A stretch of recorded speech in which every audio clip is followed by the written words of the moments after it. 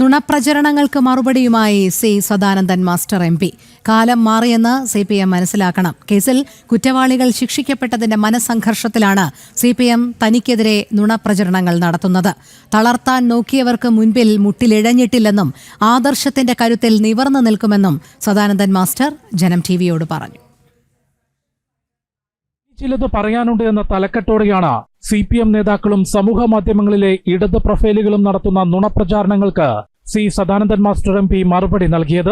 തന്നെ ആക്രമിച്ച കേസിൽ പ്രതികൾ ജയിലിൽ പോകേണ്ടി വന്ന മനസ്സംഘർഷത്തിലാണ് CPMഉം അവരുടെ സ്വാധീനത്തിലുള്ള ചില മാധ്യമങ്ങളും വ്യാജ പ്രചാരണങ്ങൾ നടത്തുന്നത്. കാലം മാറിയെന്ന് CPM മനസ്സിലാക്കണം. ജനങ്ങളെല്ലാം മനസ്സിലാക്കുന്നുണ്ടെന്നും നിങ്ങൾ പഴഞ്ചൻ പ്രാകൃത ചിന്തകളുടെ തടവറയിലാണെന്നും അദ്ദേഹം വ്യക്തമാക്കി.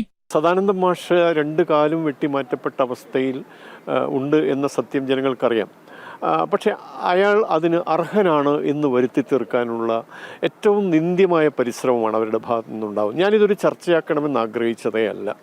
അപ്പോൾ എനിക്ക് രാജ്യസഭാംഗമായി രാഷ്ട്രപതിയുടെ പ്രഖ്യാപനം വന്നതോടുകൂടി ഒരുപക്ഷെ അവർ മാനസികമായി ആകെ വല്ലാത്തൊരു വിഭ്രമത്തിലായിട്ടുണ്ടാകാം എന്ന് ഞാൻ വിചാരിക്കുകയാണ്.